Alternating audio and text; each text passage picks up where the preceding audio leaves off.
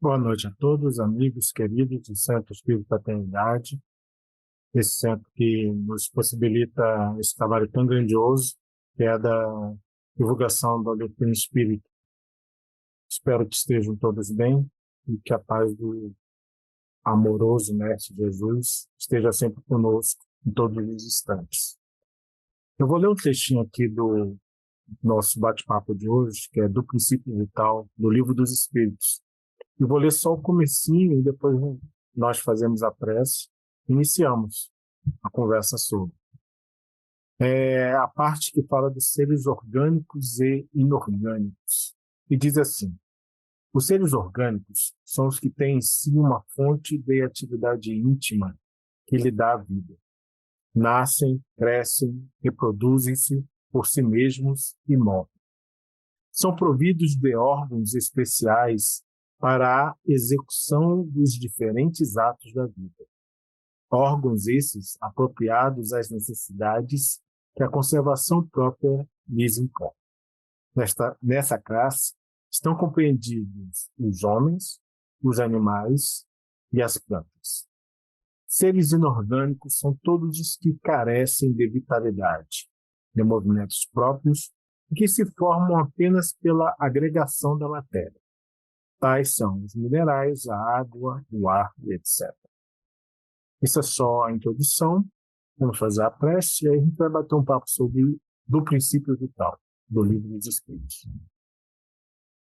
Que Jesus, nosso Mestre amado, esteja sempre conosco, envolvendo-nos nas situações mais importantes e também naquelas que fazem parte da nossa luta diária.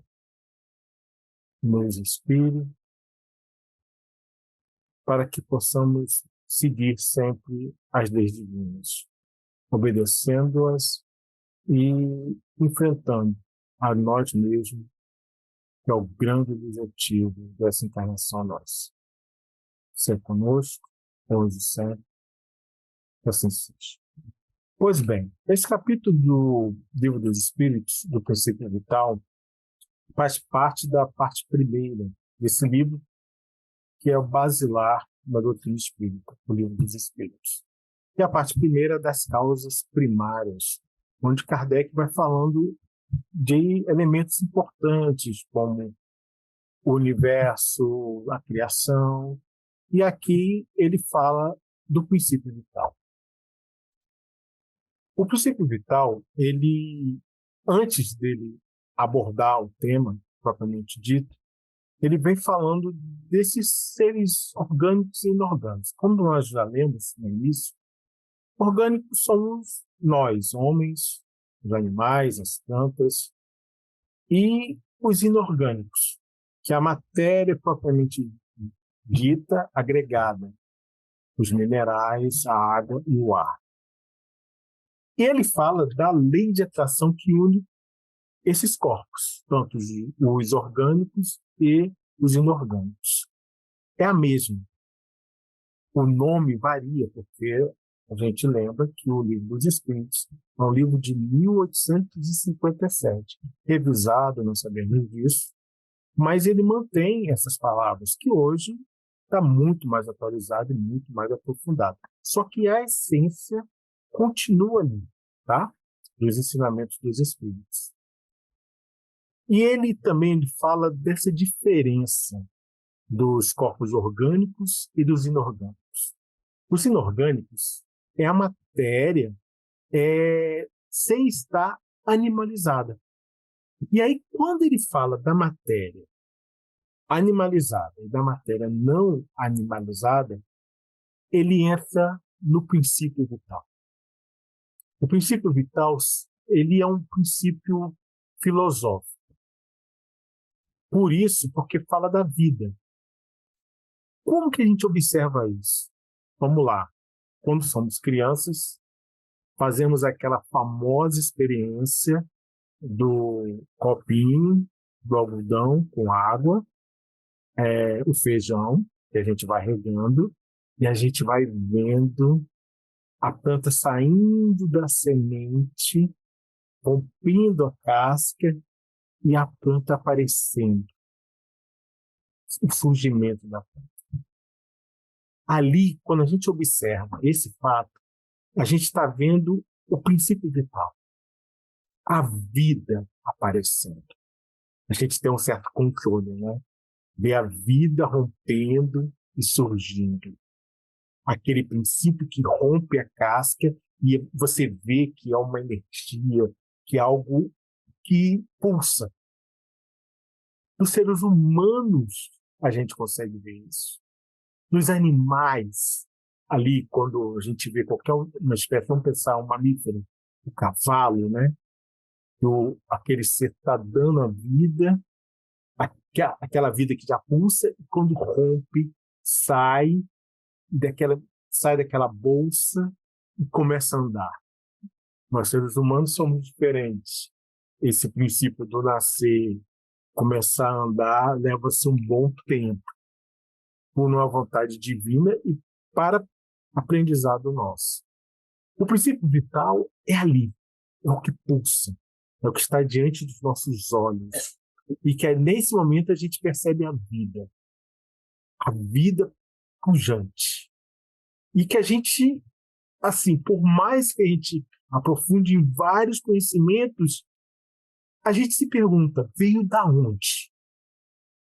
Nós sabemos. Esse vem do fluido cósmico universal e vem alicerçado por Deus. O princípio vital, ele faz a união da matéria com aquela energia que nós chamamos de espírito. Os elementos gerais do universo é Deus, espírito e matéria. O princípio vital une a matéria com o espírito. Peraí, mas animal tem espírito? A gente não vamos entrar nesse assunto porque não é um momento, mas os animais, ele tem o princípio de espírito. Ainda não são espíritos, mas vão se tornar espíritos. Eles estão no processo. Um processo que quanto tempo leva? Muitos anos. Milhões, provavelmente bilhões de anos, até isso acontecer. É um momento. Um momento que a gente não tem muitos detalhes. Em que momento isso acontece? Pela nossa, ainda assim, temos pouco conhecimento sobre esse assunto. Mas isso acontece. E os espíritos superiores, bem superiores, puros, aqueles que cuidam da formação da Terra, que estão aqui antes que nós viéssemos, eles percebem isso com uma serenidade, com um olhar pujante, nítido, sobre em cima de todos esses passos. Entre nós, seres humanos, que ainda estamos caminhando, isso se confunde um pouco.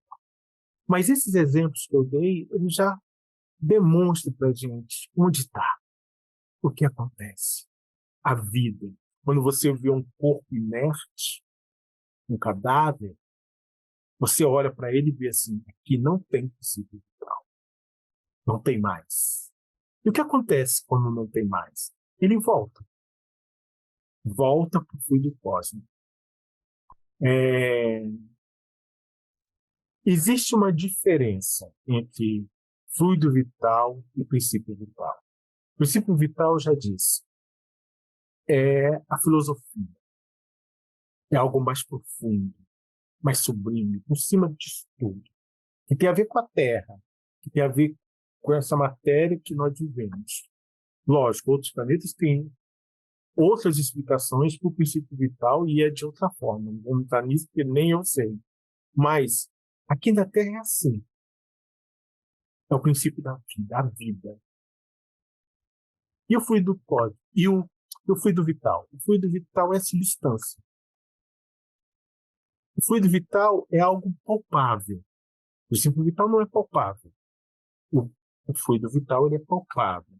Tanto é que os espíritos superiores, quando eles observam o fluido vital, eles passam para a gente que é uma substância leitosa, matéria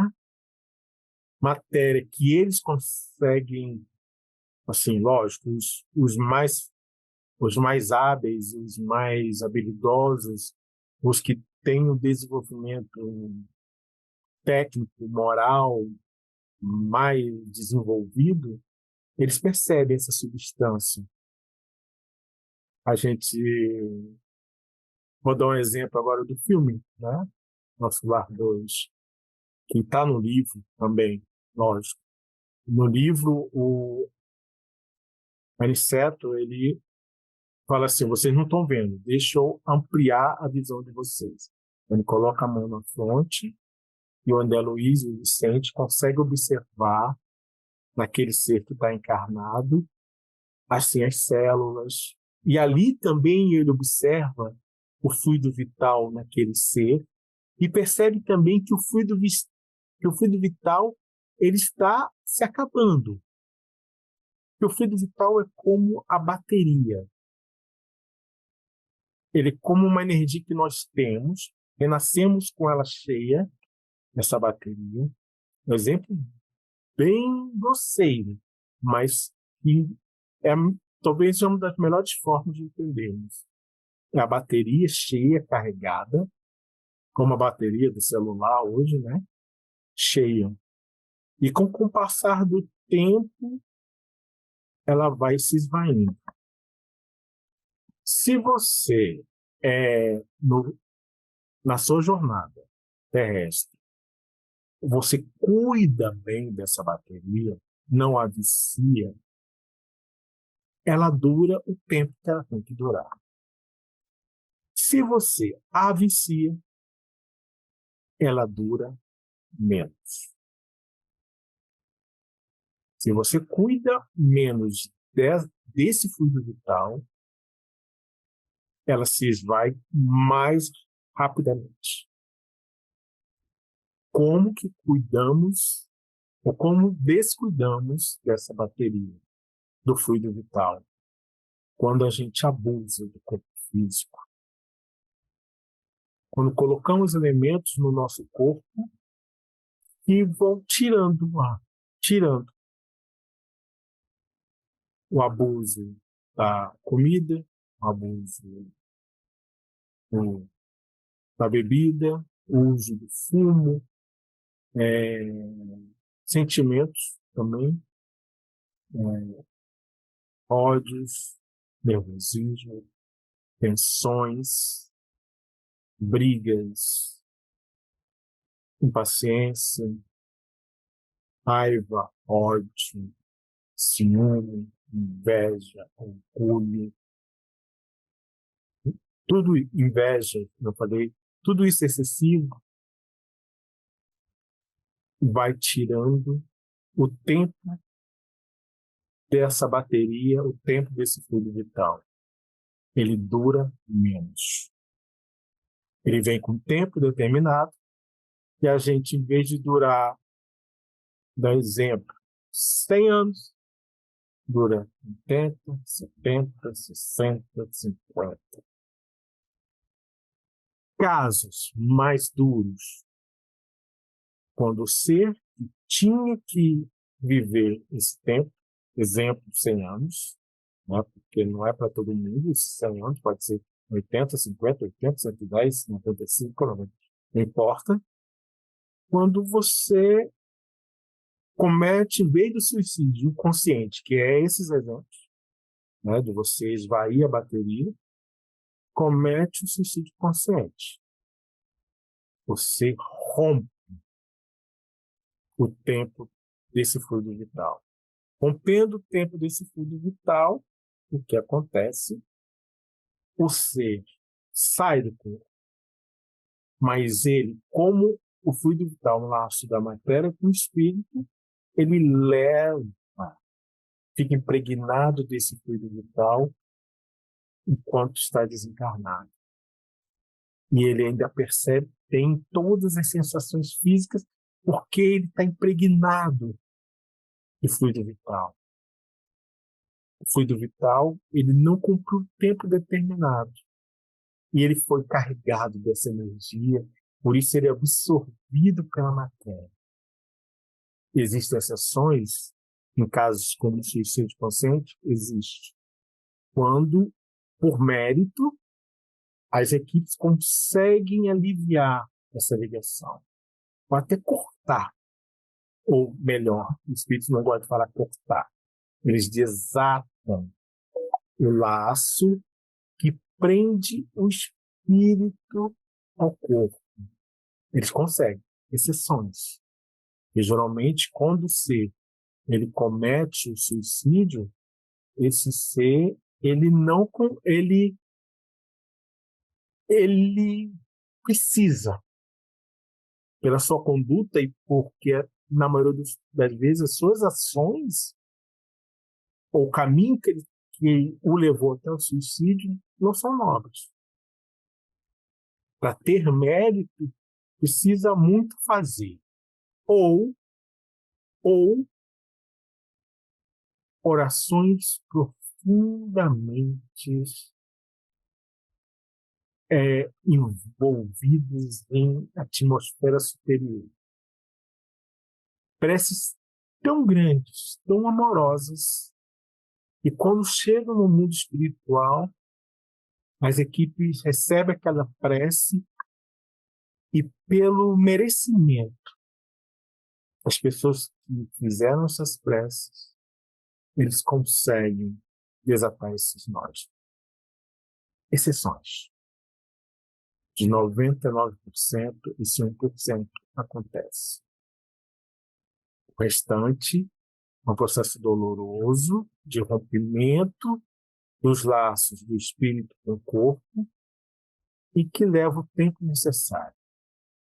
Espíritos falam também que o tempo necessário dessa ligação do espírito com o corpo, do fluido vital, é o tempo da duração daquela bateria. Então, se os espíritos romperam com 25 anos, se ele tinha 100 anos, são 75 anos, levando esse tempo até esvair. Gente, isso tudo é teoria, que pode ser amenizado porque existe misericórdia. Existe a justiça e junto com a justiça existe a misericórdia. A misericórdia pode diminuir esse tempo. A misericórdia de Deus. Deus que fala, tá bom, não precisa levar 75. Basta 10 anos, basta 20 anos. E assim vai. Então a gente vê que existem leis, mas essas leis são envolvidas em algo muito superior que vai além do olho por olho, dente por dente. É a justiça. Por que isso é importante saber dessa união do espírito e da matéria? Porque somos nós. É o que nós nos propomos a fazer nessa vida. E isso faz parte da nossa história. E a gente precisa entender, para no decorrer dessa existência, a gente proteger o corpo. O corpo é o nosso vaso escolhido. Não, às vezes não diretamente, às vezes indiretamente, mas é o vaso que Deus nos propiciou para que exercêssemos aqui na Terra todas as nossas faculdades, nossas aptidões, com o objetivo de nos tornarmos melhores. Por isso que é importante saber, por isso que Kardec coloca esses assuntos como, assim, fundamentais entendermos. Ele vai esmiuçando, contando os detalhes da matéria, mas existe algo mais profundo por trás disso tudo. Não é à toa que assim Kardec age e expõe para nós todos, através dessas perguntas maravilhosas. Um dos pontos aqui que ele coloca é: o princípio vital é um só para todos os seres orgânicos? Foi aquela pergunta, é igual em todo mundo? Ou todos os seres na planta, nos animais? Ele coloca, sim, modificando segundo as espécies. O princípio. De onde vem a vida? Lembra, princípio, a filosofia. Fluido, a substância. É mais específico. Princípio mais geral. Sim, modificado segundo as espécies. O princípio. É ele que lhes dá movimento e atividade. A gente vê pessoas com muito princípio vital, o princípio vital é pujante, outros menos. É porque há muita atividade, muito movimento, e o distingue da matéria inerte, porquanto o movimento da matéria não é a vida. Esse movimento ela o recebe e não o dá. É o princípio vital que dá movimento à matéria, e não ao contrário. Outro exemplo, o relógio, as peças do relógio. Existe uma energia que faz as peças do relógio se movimentar. Mas quando essas peças estão muito deterioradas, por mais que tenha aquela energia, ele não consegue movimentar, porque a matéria está com problema. Então, o princípio vital não consegue funcionar e ele se vai. Então, lembre, se eu cuidei bem das minhas peças, eu tenho princípio vital. E essa energia tem um tempo, está alimentando. Ela vai se esvaindo, quando acabar, acabou. Mas às vezes estou cheio, mas as peças não funcionam. Por mais que tenha corrente vindo, energia, eu não consigo movimentar porque as peças estão prejudicadas, quebradas, machucadas, maltratadas, enferrujadas, não consegue movimentar. Então, existe o cuidado com as peças e existe o tempo desse princípio vital. Não quer dizer que acaba o princípio vital, esvai, é a morte? É, a morte do corpo físico. E o espírito continua trabalhando e fazendo as suas funções. O espírito vai levar um pouco desse princípio vital quando ele age inconscientemente, maltratando o corpo, ou conscientemente, quando rompe. Se tudo está de acordo, ele vai acabar no tempo certo. Outra pergunta. A pessoa que tem fluido vital está esvaindo. Eu posso conceder a essa pessoa mais princípio vital? Sim, pode. E nesse momento há o quê? A ajuda espiritual do encarnado e do desencarnado, porque o desencarnado pode incluir aquele ser encarnado, retirar de um ser encarnado e conceber, ou tirar do fluido cósmico universal, aí é um trabalho conjunto, e eu alimento aquele ser desse fluido vital. Eu pego a energia, fluido vital que vem do fluido cósmico universal, e eu enxerto naquela pessoa mais fluido vital. E a pessoa que vinha para findar sua vida com 60 anos, eu concedo ele mais fluido vital em vez de 60 e 20, 65. Outro exemplo que é dado no próprio filme, Nosso Lar 2, Mensageiros. Existe um momento onde o Aniceto, André Luiz e Vicente estão preparando. Eles, na cabeça deles, está acabando a vida dele. E é por uma misericórdia divina, por uma necessidade, aquele ser que estava desencarnando é dado mais princípio vital a ele para que ele viva mais um tempo. Ele havia abusado do princípio vital dele, mas por uma do fluido cósmico, mas por uma misericórdia superior àqueles que estavam trabalhando, foi dado a ele um tempo maior, foi dado fluido vital para que ele permanecesse mais tempo encarnado. Porque a permanência dele na Terra era importante para aqueles que o rodeavam. Houve um interesse maior em cima do abuso dele, do corpo dele. Isso é possível? Isso pode acontecer. Não é comum, mas acontece. Não digo nem que é exceção. Não é comum, mas acontece. Acontece quando há uma necessidade maior. Sempre uma vontade divina que supera as nossas expectativas. as nossas vontades, os nossos anseios. Olha só que quanto é mágico, né? Essa questão, assim, não é matéria pela matéria. Ela é a matéria fundamentada em algo mais profundo, em algo superior, algo que vai além da nossa concepção de seres encarnados. É a lei divina atuando na nossa existência. Nesse capítulo, ele se divide em 3 pontos, né? Ele fala dos seres orgânicos e inorgânicos, fala a vida e a morte e fala da inteligência e do instinto.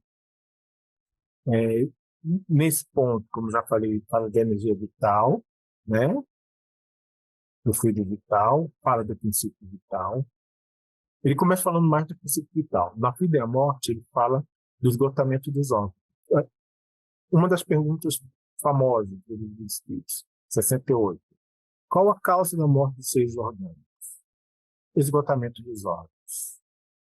Esgota os órgãos, lembra da peça do relógio, acabou-se, aquele fluido vital ele não consegue movimentar, aquelas peças não conseguem se movimentar mais e esvai. É a causa da morte.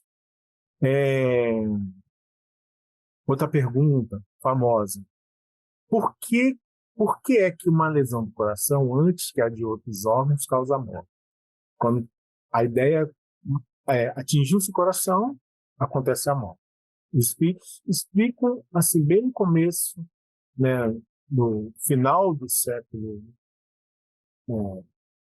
retrasado, né, do século XIX, eles explicam. O coração é máquina de vida. E não é, porém, o único órgão cuja lesão ocasiona a morte. A gente sabe da morte cerebral, né, que hoje é mais considerada do que a morte do coração, né? Assim, a morte propriamente dita acontece quando tem a morte cerebral. Ele não passa de uma das peças essenciais. Então, ele coloca o coração como uma peça essencial, como outros órgãos são essenciais.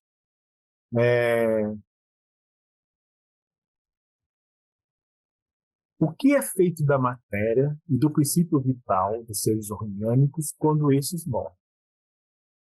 A matéria inerte se decompõe. O corpo físico decompõe-se e vai formar novos organismos, né? A matéria que constitui o corpo é formada por matéria de outros corpos. O princípio vital volta à massa de onde saiu. Então, massa, vamos botar um entendimento melhor, o depósito universal volta ao dono, né? Da onde ele veio. Depois ele realmente fala do fluido vital, ele vem falando, o fluido vital se transmite de indivíduo a outro, aquele que tiver em maior porção pode dá-lo a um que tenha de menos, em certos casos, prolongar a vida prestes a extinguir-se. Olha só que legal. Reforçando essa história do livro, do livro de Mensageiros, do nosso lar, né, do filme, para quem assistiu o filme, para aqueles que não foram assistir, deu um spoiler, mas porra atrás, eu não dei muita coisa, não, tem muito mais coisa acontecendo. Então, aqui ele fala bem do fluido vital que nós já reforçamos. Depois, na última parte aqui do terceiro, ele fala da inteligência e do instinto. Por que é importante saber disso? Porque a inteligência é atributo. Pergunta: a inteligência é atributo do princípio vital? A inteligência é do princípio vital? O princípio vital é matéria. Mas a Kardec quer esmiuçar. Não, pois que as plantas vivem e não pensam. Então, a inteligência não é do princípio vital, só tem vida orgânica. A inteligência e a matéria são independentes, porquanto o corpo pode viver sem inteligência, a inteligência só por meio dos autos materiais pode manifestar-se. Necessário que o espírito se una à matéria animalizada para que esta possa expressar inteligência. E aí ele vem falando também da onde vem a inteligência que nós temos. E aí ele resume. Já o dissemos, a inteligência universal. A inteligência universal é Deus. Por isso nós somos o princípio inteligente. O espírito é o princípio inteligente. De onde vem a inteligência nossa, de espírito, da inteligência universal, que é Deus. Aí depois ele vem falando do instinto. O instinto independe da inteligência? Instinto, o que é instinto? O que é instinto? O que é inteligência? Precisamente não. Não independe. Porque o instinto é uma espécie de inteligência. O instinto é o desenvolvimento, é ali o início da inteligência. É o instinto. É uma inteligência sem raciocínio. Você age. Impulso. Que me protege. É o instinto que faz eu agir de acordo com algo maior. Eu não raciocinei. Eu fiz. Eu agi. Por ele é que todos os seres provêm as suas necessidades. Os animais têm instinto. E quando nós já tendo o pensamento contínuo, a gente tem instinto ainda. A gente ainda tem, só que a gente já tem o lado racional. Aí ele continua, é acertado dizer-se, pergunta 75, é acertado dizer-se que as faculdades instintivas diminuem à medida que crescem as intelectuais e os instintos diminuem? Não. Olha só, a resposta do Espírito só diminui não. O instinto existe sempre. Nós, como homens, nunca vamos perder o instinto. Mas o homem o despreza. Olha só, a gente vai se tornando orgulhoso e a gente vai desprezando o nosso instinto. Despreza. Em vez da gente valorizar o nosso instinto, a gente despreza. O instinto também pode conduzir ao bem. Porque o instinto tem a ver com Deus, com a lei divina, de proteção, de cuidado. Ele quase sempre nos guia, e algumas vezes, com mais segurança do que a razão. Nunca se transvia. O instinto não erra. Por quê? E a gente deixa de observar por a gente querer. A gente se acha livre disso. A gente quer se tornar independente. Em vez de unir, pegar para a gente e somar com o nosso raciocínio, a gente deixa de lado. Aí a pergunta famosa, que é a 75A. Por que nem sempre é guia infalível a razão? Então, por que nós sempre... A razão, ela não é certeira sempre. Seria infalível. Poderia ser infalível. Se não fosse falseada pela má educação, olha só, pelo que nós recebemos de ruim das outras pessoas, pelo orgulho e pelo egoísmo. O instinto não raciocina. A razão permite a escolha e dá ao homem o livre-arbítrio. A gente tem o instinto nos direcionando, cuidando da gente, e a gente despreza. E por que isso é permitido? Por causa do nosso livre-arbítrio. Eu tenho que aprender a decidir as minhas questões. Porque aí cria a responsabilidade. E aí eu entro em outro patamar. É o patamar de elevação moral. É fantástico, né? A doutrina dos espíritos faz a gente raciocinar mesmo. E ele termina assim, olha só, fantástico. O instinto varia em suas manifestações, conforme as espécies e as suas necessidades.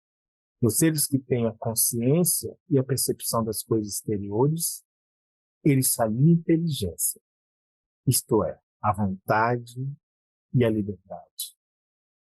O que ele está dizendo para a gente é que a gente vai ser muito mais feliz quando a gente acomodar, aconchegar o instinto às nossas ações. Ele vai prover nossas necessidades e a gente vai conseguir caminhar usando o raciocínio somado ao instinto sempre para frente, sempre além. Leiam esse capítulo 4, do princípio vital, porque são questões que a gente despreza, mas que são muito importantes para nos entendermos como seres humanos que somos nessa nossa caminhada evolutiva.